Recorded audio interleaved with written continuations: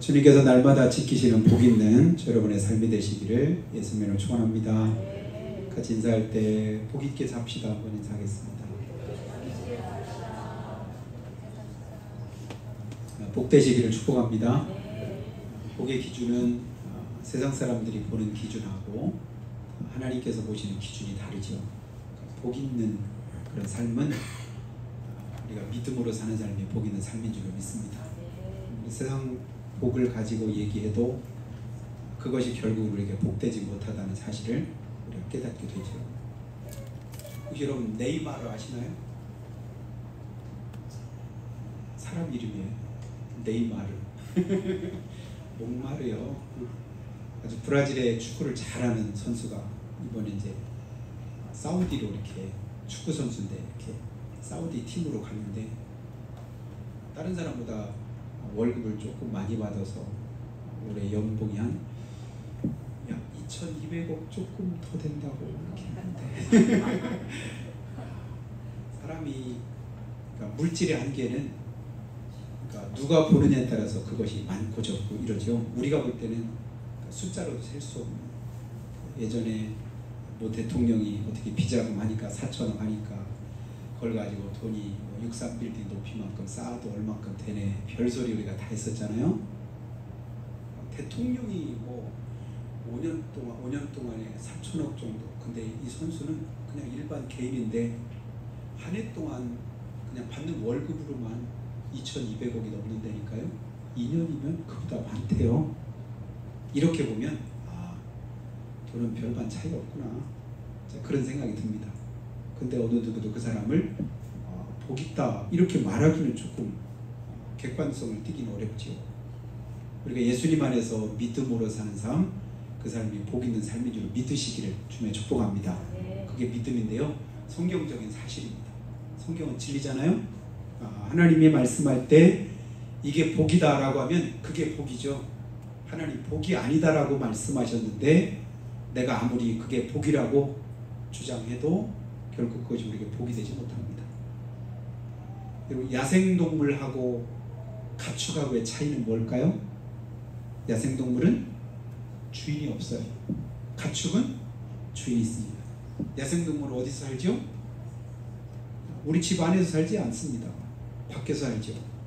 그런데 가축은 주인도 있고 집 안에서 키웁니다. 대체로 새들이 집 안에서 사는 것보다는 집 밖에서 살 때 가끔씩 이제 집에 오긴 해도 대부분이 집 밖에서 살지요. 근데 오늘 말씀 보니까 제비가 나오고 참새가 나오는데 특히 참새는 집 안에 살긴 하지만 사람을 굉장히 경계를 하는데 제비는 집 안에 살면서도 아예 그냥 요즘에는 집 구조가 예전과 좀 다르기 때문에 제비들이 안채에다가 집을 짓는 경우가 거의 이제 드문데 대부분 옛날에 마루가 있고 집 안채가 있으면 집 안에까지 들어와서 제비가 이렇게 집을 짓고 알을 까고 새끼를 낳아서 그리고 이제 또 때가 되면 돌아갑니다. 어릴 때 늘 보면 마루에 이렇게 누워있으면 제비집이 보이고 새끼들이 몇 마리 나와가지고 재채거리는 그런 모습들이 보이고 어느 정도 자라면 마당에 이렇게 늘어져 있는 빨랫줄에 거기서 여러 마리가 앉아가지고 계속 제잘거리면서 노래하고 그랬던 그런 추억이 있습니다. 근데 지금은 제비를 보는 게 결코 쉽진 않잖아요. 혹시 제비가 집을 지은 집 있나요?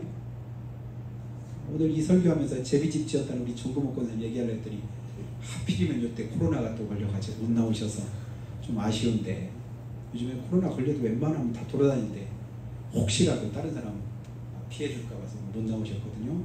정금옥 권사님 집에는 지금도 제비가 와서 집을 지었다고 해요.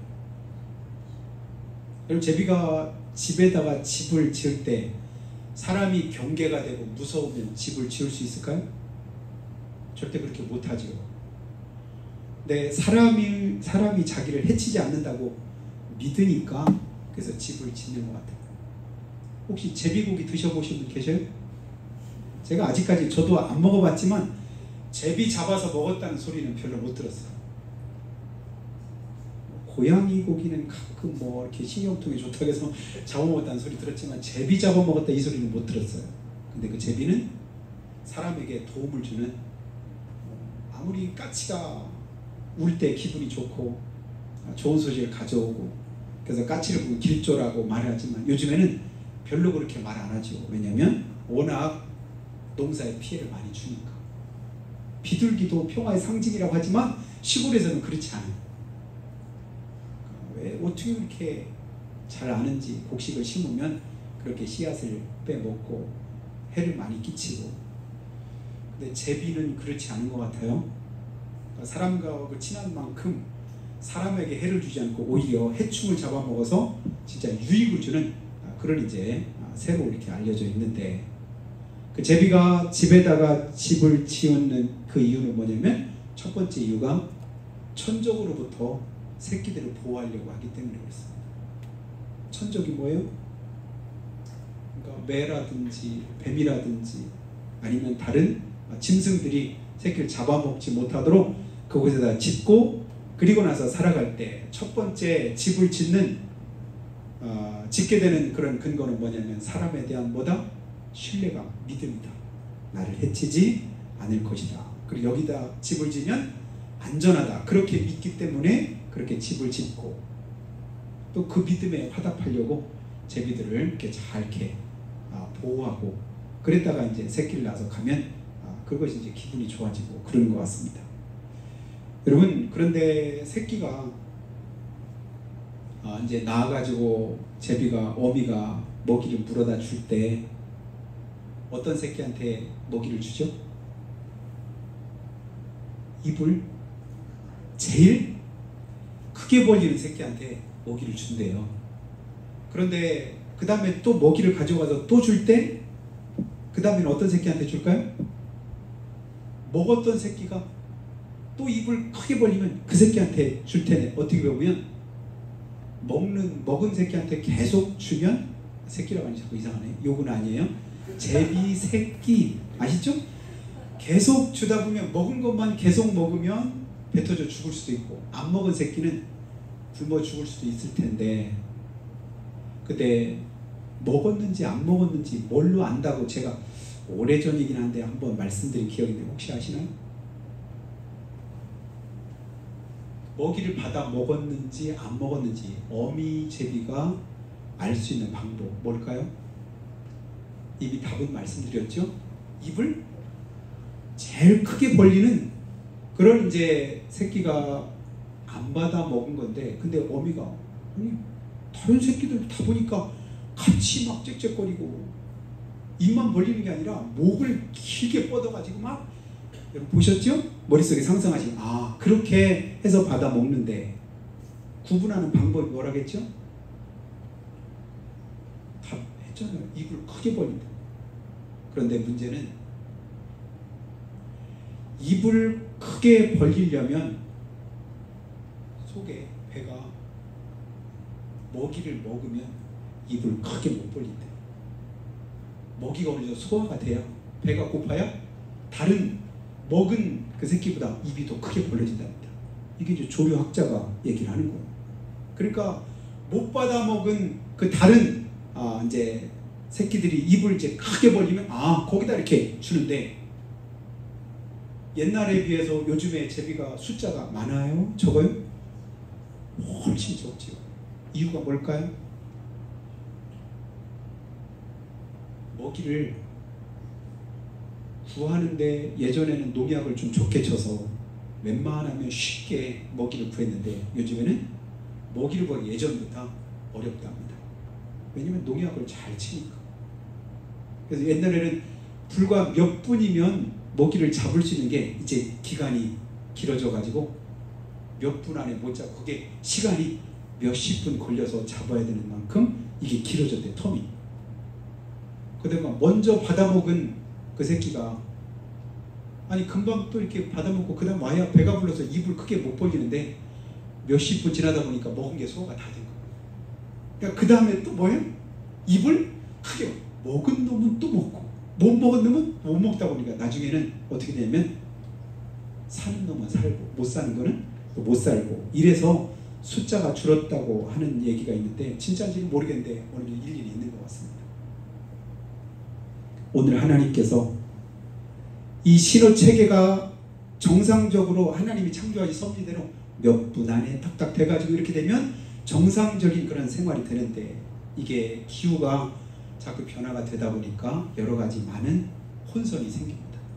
오늘 우리가 살아가는 세상도 그렇잖아요. 기후 변화로 인해서 겪게 되는, 더운 곳은 덥고 추운 곳은 춥고 이래야 되는데, 갈수록 더운 곳에서 우박이 내리기도 하고 눈이 내리기도 하고, 추운 곳에서 때 아닌 그냥 홍수가 나기도 하고, 기상이변이 계속해서 일어나는 걸 봅니다. 그로 인해서 우리에게도 많은 어려움들을 겪게 되는데, 여러분, 우리가 사람을 믿고 의지함으로 천적들이 덤비지 못하게 제비가 자기 새끼들 보금자리를 얻고, 그리고 나서 종족을 보존하는 그런 평화로운 삶에서 살았던 것처럼, 우리가 하나님의 보호하심과 그 은혜 가운데 살아가는 믿음의 삶이 온전케 될 때 우리 삶에도 평안이 있고 은혜가 있음을 믿으시기를 주님으로 축복합니다. 제비가 사람 사는 집에 둥지 튼 것처럼 저 여러분은 어디다가요? 하나님의 집에, 하나님께 믿음의 뿌리를 두고, 그리고 하나님 의지해서 살아가는 저 여러분의 삶이 되기를 예수님의 축복합니다. 예레미야 8장 7절에 보니까 이런 말씀이 있습니다. 공중의 학은 그 정한 시기를 알고 산비둘기와 제비와 두루미는 그들이 올 때를 지키거늘 내 백성은 여호와의 규례를 알지 못하도다. 학이 나오고 비둘기가 나오고 제비가 나오고 두루미가 나오고 소도 나오고 그 다음에 나귀도 나오고 여러 많은 짐승들이 성경에 등장이 됩니다. 근데 그 짐승들은 때도 알고 시기도 알고 주인도 알고 자기가 어떻게 할 것인가도 알더라. 하나님이 정하신 대로 그렇게 살아가더라. 그런데 유일하게 하나님의 형상대로 지음받은 하나님의 백성들은 뭐예요? 하나님을 알지 못하더라. 하나님의 말씀을, 규례를 버리더라. 하나님을 거스리더라. 배반하더라. 거역하더라. 말씀대로 순종하지 않더라. 안타깝게 우리 하나님께서 탄식하는 그런 말씀들이 성경 안에 여러 곳이 있습니다. 그 하나님 앞에 나아갈 때, 그 하나님 앞에 나아갈 때 우리는 어떤 모습으로 나아가나? 미물인 제비도 사람의 집에 나아갈 때 자기 생명을 담보로 거기다 집을 짓는 거 아니겠어요? 근데 우리는 하나님 앞에 어떤 마음으로 나아가나? 나아갈 때도 있고 안 나아갈 때도 있고 맡길 때도 있고 안 맡길 때도 있고 그 말씀대로 순종할 때도 있고 순종하지 않을 때도 있고. 그러니까 하나님은 하나님 말씀대로 살고 그대로 행할 때 하나님의 약속하신 말씀을 그대로 성취하시고 이루셔서 우리가 복 있는 자가 되게 하시겠다고 말씀을 하셨는데, 우리는 들쭉날쭉일 때가 많은 거예요. 기분 좋으면 하고 기분 나쁘면 안 하고, 형편이 되면 하고 형편이 안 되면 안 하고, 하고 싶으면 하고 하기 싫으면 안 하고, 결국은 이것은 믿음이 아니죠. 내 마음 내 생각이 아니라 하나님의 말씀대로 하나님의 뜻대로 행할 때 하나님은 우리의 삶을 지키시고 도우십니다. 그래서 하나님 이런 말씀도 주십니다. 자기를 위해서 목숨을 구원코자 하면 잃을 것이요 주를 위해서 목숨을 잃으면 얻을 것이다. 그러니까 자기를 위해서 살고자 하면 결국은 살려고 애는 쓰는데 사라져요 안 사라져요? 사라지는 게 아니랍니다. 그래서 일찍이 일어나고 늦게 누우며 수고의 떡을 먹음이 헛된 것은 이미 시편 127편을 통해서 우리가 보았잖아요. 내가 아무리 수고하겠어도 잘 안 되더라. 그러나 내가 하나님 말씀대로 하나님 뜻대로 순종하면 내 손이 수고한 대로 먹을 것이라고 주님이 약속하시고 나를 지키시고 도우실 그런 은혜의 약속을 주님이 주고 계십니다. 그러면서 하나님은 우리 하나님 앞에 온전히 맡기고 나아가기를 원하시고 그것을 믿음으로 여겨주십니다. 여러분, 주님께 나아갈 때 어떤 마음으로 나가십니까? 주님은 우리에게 말씀하셨죠? 너희는 마음을 다하고 뜻을 다하고 성품을 다하고 그 다음에 뭐를 다해서? 목숨을 다해서 주 너희 하나님을 사랑해라. 이것이 첫째 되는 계명이다. 하나님께 나아갈 때는 내 전부를 가지고 전부를 걸고 하나님 앞에 나아가기를 주님 원하셔요. 왜냐하면 하나님이 먼저 그렇게 하셨거든요. 아들이신 예수님을 우리를 위해서 다 내어주셨습니다. 그리고는 로마서 8장 32절의 말씀대로 자기 아들을 아끼지 아니하시고 우리 모든 사람을 위해서 내어주시니가 어찌 그 아들과 함께 모든 것을 은혜로 선물로 은사로 주시지 않겠느냐. 아들까지 내주셨는데 뭘 아끼시겠느냐. 너희가 악할지라도 자식들에게 좋은 것을 줄 알거든. 하물며 하늘에 계신 너희 천부께서 구하는 자에게 성령을 주시지 않겠느냐. 구하면 주시겠답니다. 구하면 주시는 게 아니라 우리가 안 구하니까 주님 뭐라고 하셔요? 구하라잖아요. 마태복음 7장에서 구해라 주실 것이다. 찾으라 찾을 것이요. 문을 두드리라 그러면 너에게 열어주시겠다고 말씀하시면서 너희는 먼저 그의 나라와 그의 의를 구하라. 그리하면 이 모든 것을 너한테 더해 주신다. 먼저 이렇게 말씀하는데 우리는 자꾸만 뭐예요? 나중에. 하나님은 먼저 하기를 원하시는데 우리는 나중에 거꾸로 살아갈 때가 많습니다. 그리고 하나님 앞에 나아갈 때 온전히 믿고 나아가야 되는데 우리가 온전히 믿지 못하고 또 뛰어내려봐. 그러면 내가 책임질게. 독수리가 새끼를 높은 곳에서 떨어뜨릴 때 죽으라고 떨어뜨리는 게 아니잖아요. 살리려고 떨어뜨립니다. 그래서 떨어질 때쯤 되면 날개를 펴서 그 새끼를 다시금 받아서 높은 곳으로 올립니다. 안전하게 하죠. 근데 우리는 뛰어내릴 때 하나님 앞에 그냥 절대적인 신뢰감을 가지고 뛰어내리는 게 아니라 번지 점프할 때가 더 많은 것 같습니다. 번지 점프 아시죠? 번지 점프는 높은 곳일수록 유명해요. 스릴이 있답니다. 더 많은 사람들이 찾습니다.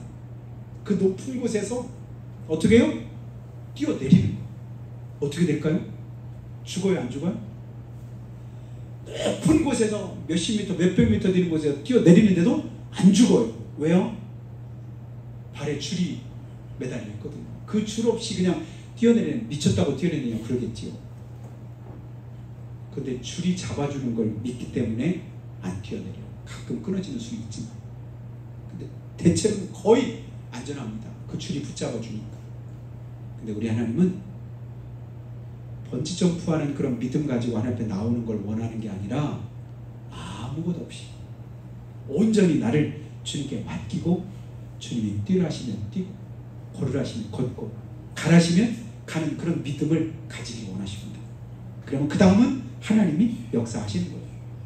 요단강물이 몸에 거두는 시기에 그냥 넘쳐서 위험하니까 사람들이 못 건너는데 언약궤를 맨 제사장들이 먼저 요단강에 발을 담그라고 말씀하시잖아요.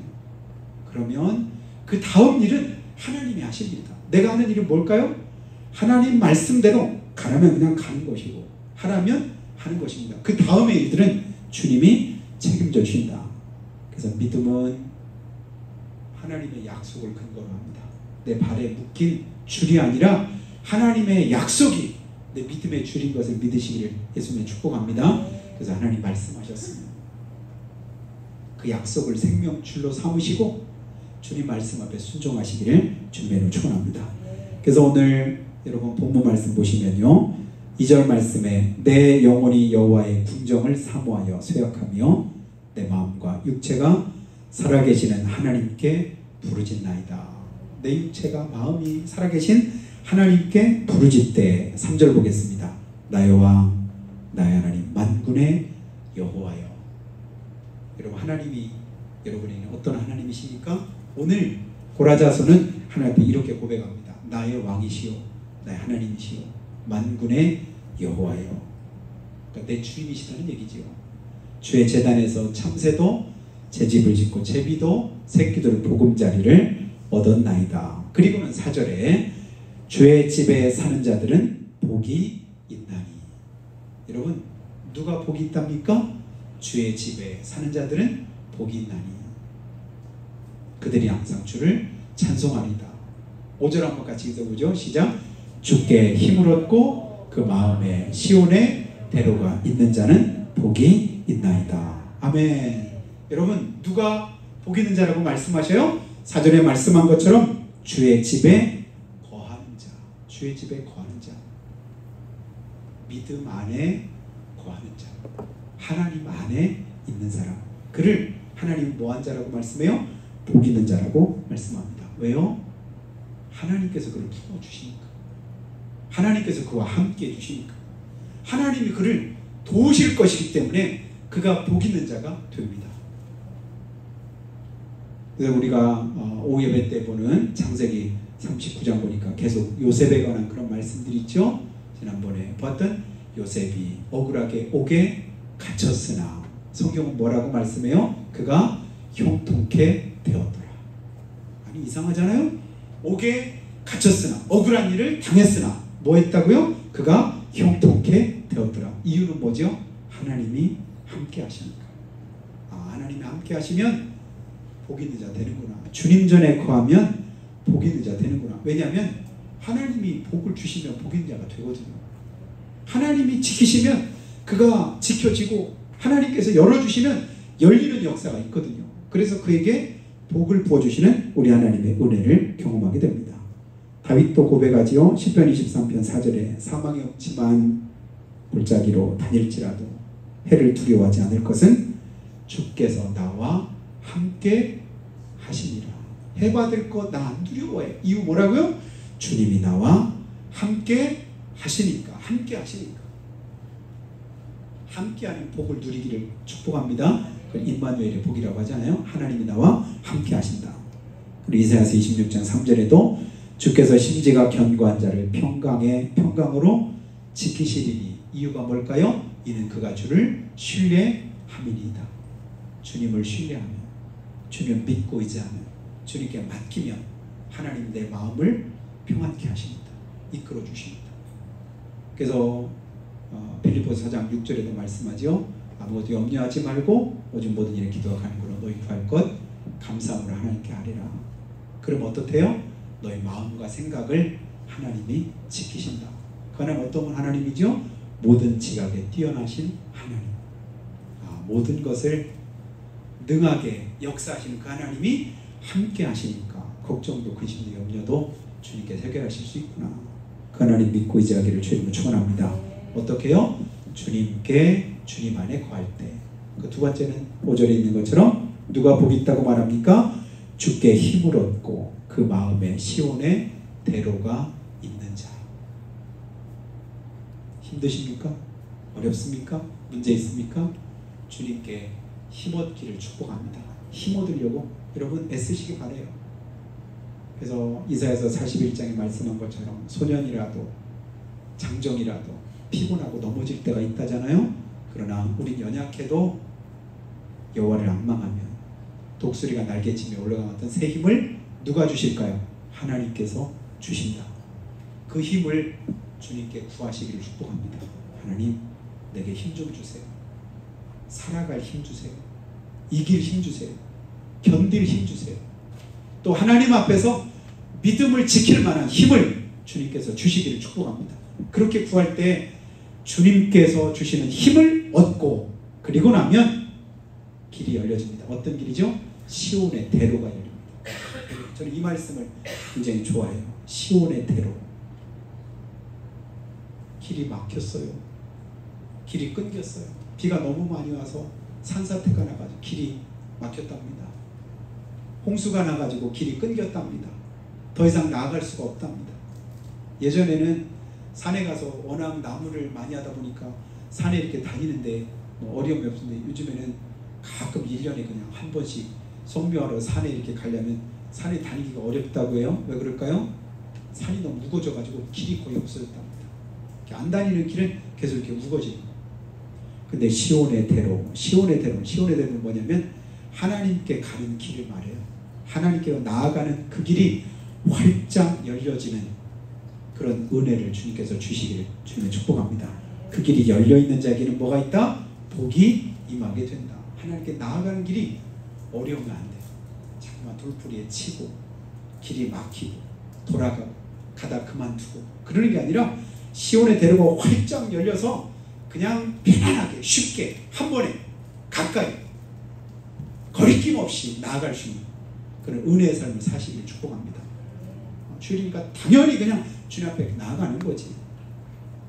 그냥 주일만 되면 갈까 말까 고민하고 갈등하고 여러 가지로 그냥 고민되면 그것이 문제가 되지요. 근데 그것이 아니라 하나님의 말씀대로 사는 일에 전혀 거리낌이 없이 자연스럽게 쉽게 그렇게 살아갈 수 있는 은혜와 복을 주님 주시기를 예수님의 축원합니다. 그러면 히브리서 4장 16절에 하나님 이렇게 말씀합니다. 우리는 긍휼하심을 받고 때를 따라 돕는 은혜를 얻기 위하여 은혜의 보좌 앞에 담대히 나아가자. 때를 따라 돕는 은혜를 얻기 위해서 은혜의 보좌 앞에 어떻게 나가자? 담대히 나가자. 그 시온의 대로가 활짝 열려서 언제든지 마음만 먹으면 쉽게 기도거리가 있으면 주님 앞에 나아가고 어려움이 있으면 주님 앞에 나아가고 힘든 문제 있으면 주님 앞에 가까이 나아가서 하나님께 구할 수 있는 그 은혜를 덧입을 수 있는 여러분의 삶이 되었으면 좋겠습니다. 그러면 6절에 뭐라고 말씀해요? 눈물 골짜기로 통행할 때 그곳이 어떻다고요? 많은 샘이 있을 것이며 이른 비가 복을 채워주나이다. 눈물 골짜기로 눈물 없이는 살아갈 수 없는 삶의 고되고 힘든 문제 때문에 나도 모르게 눈물이 막 흘러나는, 그런데 눈물을 흘린 그 자리가 뭐가 된대요? 샘이 나는 장소가 되더라. 샘물이 솟구치게 하시더라. 생수를 하나님께서 내게 부어주시는 장소로 바꿔주시더라. 그리고 이른 비로 하나님이 복을 채워주실 것이다. 희한하네.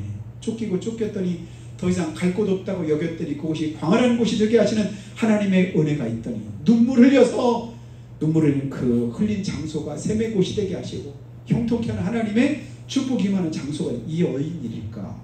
이게 믿음의 그런 기적이고 능력이고 간증이죠. 우리가 믿음으로 살면 하나님은 그런 역사를 우리 가운데 능히 이루실 수 있는 우리 하나님이십니다. 그 하나님을 믿고 그 하나님을 의지하고 그 하나님께 맡기는 저 여러분의 삶이 되기를 주님으로 축복합니다. 그럴 때 내 눈에서 눈물을 하나님이 씻어주십니다. 걱정, 의심, 염려를 대신해서 맡아주십니다. 악한 영과 흑암의 권세를 주님께서 물리쳐 주십니다. 그렇게 하심으로 저 여러분이 복 있는 자가 될 줄로 믿습니다. 나아갈 때 이것저것 따지지 말고 주님이 말씀하셨으면 그 말씀 앞에 내 생각도 내 마음도 내 전인적인 인격을 주님께 맡기고 그대로 순종함으로 복 있는 자 다 되시는 이번 한 주가 되시기를 예수님의 이름으로 축복합니다. 기도할 때 하나님, 오늘도 주님 앞에 믿음 가지고 나왔습니다. 주께 나오는 자가 복 있는 자인 것을 우리가 믿기에 오늘도 주님 말씀을 부여잡고 주님 앞에 엎드립니다. 나의 왕 나의 하나님 만군의 여호와여, 주의 집에 사는 자들이 복이 있다고 하셨사온데 우리가 그 안에서 복 있는 자 되기를 원합니다.